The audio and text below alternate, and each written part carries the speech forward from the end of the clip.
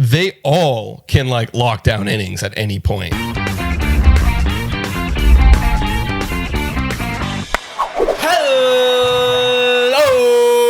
And welcome to Blue Jays Today, where we always have something to say about the Blue Jays. I'm your host, Nicholas Blaylock. And I'm your host, Adam Peddle. And today, we're going to be breaking down the Tampa Bay Rays. Who are these guys in our division? Are they going to go back to the World Series this year? We're going to talk about the team and let you guys know. But before we get into that, guys, make sure to hit that subscribe button. You know, smash that notification bell, ding, ding, ding, ding, ding, ding, so you can get all the updates when we're posting every single day. And as well, guys, Monkey Knife Fight. If you guys use our promo code today, Jays, you can get up to 100% back of your first deposit. So up to $50. $50 turns to $100, and you'll be entered into a jersey contest. We don't have many people in it right now. That's important knowledge. So if you can get a jersey of any of your choice, any Blue Jays jersey, if you enter using our promo code Monkey or Today Jays on Monkey Knife Fight. Yep. Boom. Now that that's out of the way. Let's talk about the Rays. Tampa Bay Rays. All right, Nick. Tampa Bay Rays. We have in our past discussed who we think is good. Like, what is their over-under? We said over-under would be 83 wins. You took the under. Well, I think it was, I believe it wasn't it. Oh, no, you're 83. Right. It was 83. It was 83. Yeah, I took under on that. Mm-hmm. Yeah. So tell me about the team. Let's go through their team. You got their lineup? Let's go through their lineup first and work our way through. I will read off these guys right now. So their starting lineup goes like this. As I'm crediting RotoChamp with this knowledge. So the starting lineup goes like this. Austin Meadows kicking it off. Brandon Lowe in their second spot. Randy Arozarena, the phenom in the World Series, coming in at their third spot. Ji-Man Choi in their fourth. And then fifth goes Manuel Margot. Sixth, Joey Wendell. Seventh, Willy Adames. Eighth, Kevin Kiermaier. And ninth, what did I say? Kiermaier. Apologies. Kiermaier. Mike Zunino at the ninth spot. Yes. So that's the lineup there. Any stickouts to you? Any guys that you like? Any guys you don't like? No, and that's the problem for me, is that there is not a major stickout as far as like when I consider lineups like the Toronto Blue Jays, and I think of George Springer, and I consider lineups like the New York Yankees, and I think of all of them, and I consider lineups like the Milwaukee Brewers and Christian Yelich. I don't think that these guys have that, but what do you think? I will disagree, because I think they have Austin Meadows and Brandon Lowe for sure. In their last 2 years, I took their last 2 year sample size and put them all together. They both hit really well. They had a batting average of 273 for Austin Meadows and a batting average of 270 for Brandon Lowe, an OPS of 871 for Meadows and an OPS of 876 for Lowe. Now I agree, there's no superstar numbers here. I don't think that we can consider those guys to be the level of a George Springer. Of course. That's like superstar level. But these guys get the job done. Is what these guys get the job done. And Arozarena, again, it's only 84 at bats since he's made his major league debut, but his OPS is 991. So take it as you will. Even if he falls floor, or like his floor is lower than that, it could be very exciting for Arozarena. And then the rest of their lineup is kind of Chow's a decent guy at 803 OPS. Willy Adames surprised me in that seventh spot at a 755, but Willy Adames, it's going to be interesting to see what they do with him once Wander Franco, their number one prospect, hits the major frankly, leagues. Willy Adames was the only other guy. Like, I understand Arozarena has upside. However, I'm trying to keep myself unbiased. I know that there was a lot of media hype about him, and as there should be. Yeah. But the way that I need to approach Arozarena is a similar way to I approach somebody like an Alejandro Kirk, except not as much, because Alejandro Kirk hasn't done as much. Short sample size. But a very similar approach to be like, okay, so this guy's ceiling is fucking insane, but we just don't know enough right now. I agree with you on Austin Meadows and Brandon Lowe. I do think that Austin Meadows will have a bounce back year in 2021, because he didn't do too hot in 2020. Just wasn't there. But Brandon Lowe, I like him as well. However, again, I don't think that they're the studs of like a Christian Yelich Right, they're not or a Bryce superstars. Harper. They're not like superstars. Exactly. They I are don't stars. think that this lineup has a superstar. They hope it's Randy Arozarena or Wander Franco when he comes up. Now, Willy Adames is interesting, and I'm happy that you brought him up because he was the only other guy that I actually kind of liked out of this lineup. He's got good defense too. Everyone else in this lineup to me seemed like they've already seen their ceiling. They are Tampa Bay Ray classics. They're not horrible.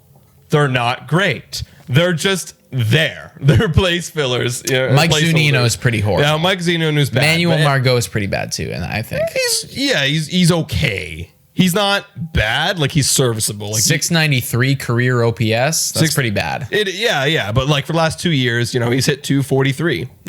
And like he's just a place filler. He's not like Derek Fisher bad. What's his OPS in the last 2 years? 687. Like it's not good. So worse than his career. Yes, exactly. That's pretty bad, dude. It is bad, but like it's okay. It's not horrible. Like Mike Zunino's horrible. 556. Over the last 2 years, yeah. Yes, I do want to put in perspective though, like Randall Grichuk, I believe his career OPS is something like 770. Yeah, because our lineup is fucking elite. I know, but put that in perspective. Yeah, our lineup's elite. Their lineup is not elite. That's pretty much clear. If there's any debate on who is a better lineup, it would be crazy to go Tampa Bay Rays. But they do have a couple gems in there, and they are getting a few more prospects coming up soon, and we should see those guys soon, especially Wander Franco, who looks awesome so far in spring training. Number 1 overall in the MLB. It's tough to argue against that. Yeah, he's gonna look dominant. And especially you kind of need this guy to be dominant because their payroll is always so low. They never can't afford anyone. They never go out and spend guys, and Wander Franco is going to be amazing. And I want to go into their starting rotation soon, but they actually have 2 guys that are coming up very shortly that are in the top 100, Brandon McKay and Shane Baz, if I'm saying that correctly. Brandon McKay is ranked 15th overall out of all of MLB for prospects, and Shane Baz is number 90. Those are pitchers that are supposed to be coming up for this soon. Don't know much about them. Tampa Bay Rays fans, obviously, you know a little bit more about them than we do, but that is exciting because they'll take any one of their pitching prospects and make them into studs. But let's go through the lineup that they have currently right now. What do we got? Rotation, you mean, right? Their rotation lineup. Right. So as of again, Roto Champ. It starts off with Tyler Glasnow, and then their second guy is Rich Hill. Chris Archer is in there, Ryan Yarbrough, and then it looks like they're playing with a 6-man rotation with Michael Waka, apologies, and Andrew Kittredge. Yeah. So, yeah. What are your thoughts? I mean, I'll be honest. I like Tyler Glasnow, although he needs to take a step up. Not super high on Rich Hill or Chris Archer. I am kind of high on Ryan Yarbrough. Not very high on Michael Waka and Andrew Kittredge. Yeah, and like Michael Waka. Yeah, Michael Waka. I'm not high on. Last 2 years at a 5.15 ERA with a WHIP of 1.5 and a FIP of just disgusting. Not very good. It's really bad. Yeah. He's just a place filler. Like he's bouncing around teams. I think he's kind of coming to the end of his career. Andrew Kittredge, actually, in the last 2 years, he's kind of like done like a bit of a bullpen kind of starting rotation kind of mix. He kind of gets sprinkled in there a little bit in that 6th spot. Started for 8 games, but 45 games that he played for the last 2 years. A 3.90 ERA with a 1.266 WHIP, a 3.51 FIP. That one really stuck out to me. Like, I don't know who you are, Rays fans. Is this guy good? Yeah.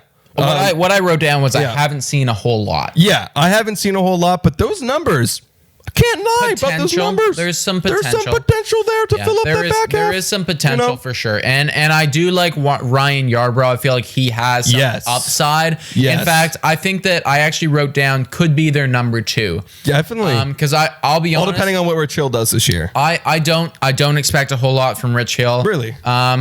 It's just the innings, dude. Like you can't be a number 2 when you don't ever pitch over 150 innings. Right. It's it just think can't he'll do well when he does pitch though, because I've been using the last 2 year things. 2.68 ERA. Does it say how many innings he's pitched in the last? Do you have it? Do you have it now? No, but I can guarantee it's less than low. 80. It's low, but like in the last 2 years, he's dealt with some injuries. Old, obviously, they're holding to a pitching limit. But he's going to be a filler, and Ryan Yarbrough is going to be up there. Tyler Glasnow is definitely the race of the rotation. I wrote down 132 innings pitched in 2018. Oops, because that's a lot for Rich Hill, and actually his whole career he's been held on an innings limit. His highest ever was literally 16 years ago, and it was 195, and he hasn't got anywhere even remotely close to that. Yeah, he's older since. Now. He's 40 or something. Yeah, he is 40 years old, and that's why I say I do not expect a lot from him. If he is their number 5 and pitches, every once in a while, if he pitches 80 innings. Sure, I think he'll do very good. Yeah, I don't expect him to do that. Especially the Rays strategy. That's going to be their strategy. They're going to hold him down to limits. He kind of fits well with the whole Tampa Bay Rays strategy, honestly. For a guy who they don't pitch them after the 3 innings anyways, or after 3 times to the rotation or lineup anyways. That's true. So it's it kind of works for them. What do you think about Chris Archer? Don't think anything. I mean, I think he's their Tanner Roark. Even worse. I think he's even worse than Tanner Roark. Could be. I think could be. The only thing that Chris Archer could provide to Tampa Bay Rays is if he reconnects with some old guys. I don't know what their management was when he was with them in 2015, but he was obviously a freaking ace in 2015. He was dominant. He was one of the best pitchers in the league. He was looked at like Blake Snell was looked at, to be honest. And so if there's any hope that maybe he finds some similarities with the area, with the team, with the vibe, that's the only way he could possibly come back, because the stats don't say he's going to come back. So I don't like him. However, that Brandon McKay and Shane Baz, I don't know about them, but they're really high up on the prospect board. So I think that Tampa Bay Rays have always been notorious for turning pitchers into studs. They could take those guys, put them in the rotation, like Rich Hill, if he's on an innings limit, he drops down. Chris Archer sucks. He drops down. Michael Walker sucks. And those guys come in and fill in. Their ETAs? I actually don't. I was just that's something to. I'm not entirely sure either. But that's something to consider. Yeah, something to consider for sure. But this is for future looking at Tampa Bay Rays. I think those guys are going to have a chance to crack the rotation. Obviously, sure. With Yarbrough, Glasnow, and these two. They're going to make something happen. However, one part of their pitching staff that I really like is their bullpen. Their bullpen is fucking awesome. Talk to me about it, dude. Ranked second last year in bullpen WAR. 3.7 behind LA Dodgers. Their bullpen has always been notorious for being lockdown dominant. They got Fairbanks. He's actually coming up. He hasn't been good so far, but he's supposed to be one of their younger guys that's coming up through the system. And then you got Nick Anderson. You got Diego Castillo. Nick Anderson, for sure. Yeah, those guys are dominant. Those guys are absolutely dominant in that bullpen. And Nick Anderson's FIP was 2.15. No, Nick Anderson is definitely elite. There's no question. He's a good player. And what's crazy about their whole bullpen is they all can lock down innings at any point. They're last year, literally second, that. They all, no matter what, they are good. It's almost you have a second rotation in that back half. So with the Tampa Bay Rays, when you're facing them, this is why we've always struggled against them, because when they did have Snell and Morton, they locked us down for the first half. But if they had a lead going into the back half of the game, you weren't winning. You just were not winning. It's tough. It's tough to hit their. It's tough to hit their bullpen for sure, man. Yeah. I mean, I feel like they do have some guys. I think that they lost some pieces this offseason for sure. But I think that you're right. They do have some prospects. I look at this team, and I see this team as being good in a little bit. I don't think that they're going to have an excellent year this coming year.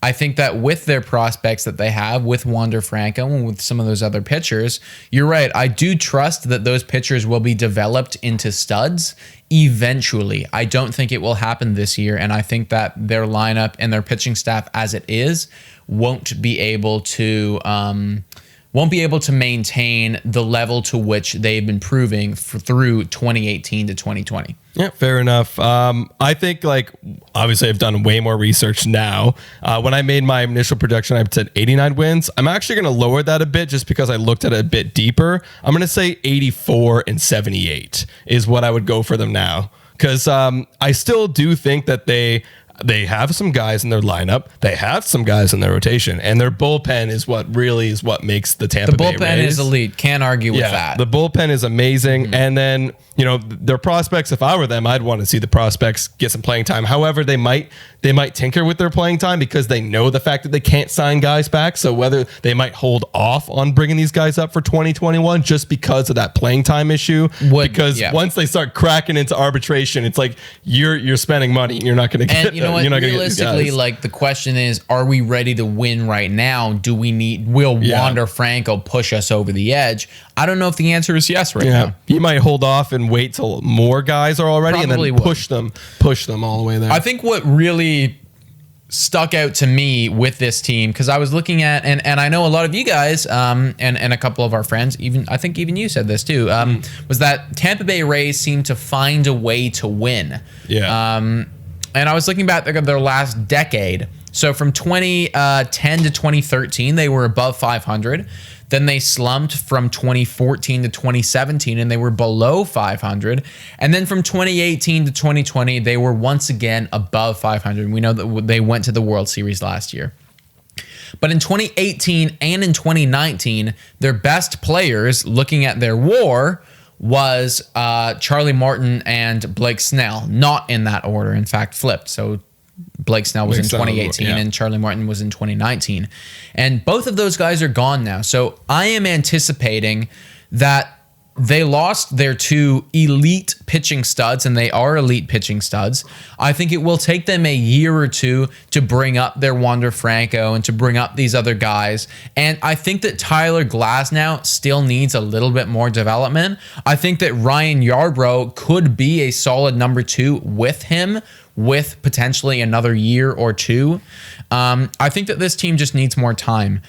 And I also looked at their ERAs, their career ERA. So give it what weight you will. It doesn't mean a whole lot. But I classified their career starting rotation to our career starting rotation, the Toronto Blue Jays, who we have been talking about for a while, do not have an elite starting rotation.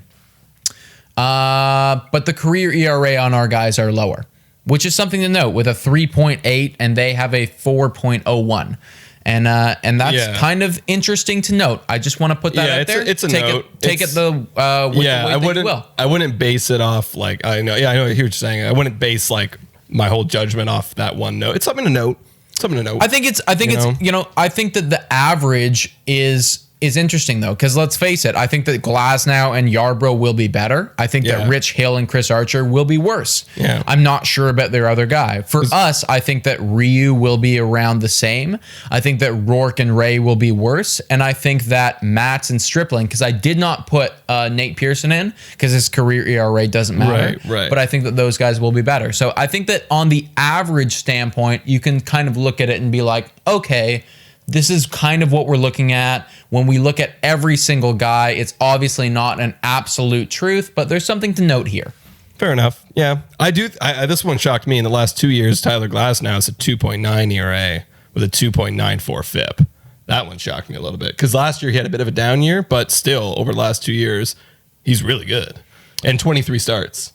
That was factoring in his 2019, right? Last 2 years. Okay, because I know that in 2019, and I actually wrote that down, I was like, showed elite potential in 2019, expected ERA of 2.3. He just needs to develop a third pitch because I agree. He can gas people all he wants, but he needs to develop that changeup a little bit more. Mm-hmm. No, until that happens, agree. He's gonna be up and down. It's also something to note too. I mean, like now he is the ace. In 2019, Blake Snell and Charlie Morton were ahead of him. And that's no discredit to what he did. Like, he was elite as hell. And if he can get back to his 2019, what he was doing there, I think he'll be dominant. But you're right, to be the ace of a squad to pitch over 200 innings, you need to have a third pitch because they have their scouting report on you, dude. Yeah, they have that. I remember when we were facing him in the wild card series. It's like, just wait for the fastball.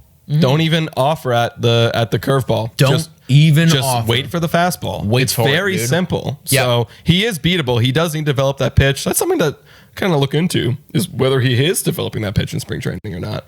So we'll see. That's a good point. Yeah, take a look in spring training, guys. Like, is he doing that? Because, and also for a fantasy purpose, like when you're talking about fantasy baseball, that is my one concern with Tyler Glasnow. His expected ERA, his expected numbers are pretty good, except for the hard hit rate and the exit velo. Because the people that sit on him, the people that recognize, just wait for the fastball. They're good fastball hitters. They knock it out of the park. Like when this guy gets hit, he gives up home runs. Yeah. Because they hit his fastball really, really, really hard. Yeah. Can he get a third pitch to trip them up? And I think that's going to be the key for the Tampa Bay Rays, is whether Glasnow can develop that way. Because if he can, then they just, they kind of replace that Blake Snell a little bit, and then it all depends on the other guys, right? Because if they can do that, pitching is their bread and butter, and that's what gets Tampa Bay wins. And with the potential of Franco coming up in a couple of years, maybe this year, who knows? Don't know. Then their lineup could do a little bit of damage. Well, because as of right now, I'm not convinced on the lineup. I'm not convinced on it. I like the top three. In Meadows, Lau, and Rosarina. I'll take that top three. For a team at their caliber and like that doesn't pay people. I like that top three. I like that top three. Yeah. But I do not like the add rest. Franco. Like, I think that having a top three, that's pretty average. It's like I think that a lot, especially for a cheap ass team. Yeah, for a cheap ass team. But I mean, in the end, like, I understand, like, you have problems, like your money's not there. You're an MLB team. Like, I need to compare you to the rest of the MLB. Yeah. Like, do I like that top three better than Boston's top three? No, probably not. Like, so I'd say, like, on a lineup standpoint, I think that they are fourth in our division. Yeah. From a lineup standpoint. That's the thing, is like, do you think this lineup could beat Boston's pitching? I think they could do damage against Boston's pitching. Potentially. Yeah. I'll be honest, I need to do a little bit more research into Boston's pitching. Yeah. I know that they also have some upside on their pitching, though. So I think that these guys might be similar teams in the standpoint of Boston's got a little bit better lineup and Tampa's got a little bit better pitching than them. But I still think that this team is not super complete, and I don't think that I will see them in the World Series next year. Yeah, I don't think they're going back. I think their ceiling is making wild card, going to the ALDS and losing. That's it. That's their ceiling for me. We're going to see how much this whole narrative of Tampa Bay's coaching is elite, and we're going to see, like, and their player development and shit. Yeah. We're going to really know, like, is this the case? Yeah. So who knows? We'll see, guys. So, guys, what do you think about Tampa Bay Rays? Do you guys think Tampa Bay Rays going to take a bit of a step back this year? I think we both agree they'll take a bit of step back, going not World Series potential. But, like I said, ALDS is my ceiling. What's your ceiling on them? Probably the same. Probably the same? Probably the same. Yeah. So what do you guys think? Let us know in the comments down below. You can also check us out on Spotify, Breaker, Anchor, Radio Public, and Google Podcasts. Also, make sure to like, subscribe, comment down below. And if you want to win a jersey, then use our code TODAYJAYS, making your first deposit on Monkey Knife Fight and your first bet. Burp. Thanks. Also, TikTok, Relevant. We're popping off on there. Instagram. Yeah, guys, we just went live yesterday, and it was awesome. We got such a good following, so make sure to look out for those, because they're going to be coming a lot more. They're going to be coming. Look for them on Sundays. Not sure about this upcoming Sunday. We'll have to see. We'll keep you guys up to date. But definitely when the games start being broadcasted, for sure. We got to watch those. For sure. And thank you guys so much for watching. And go Jays, go.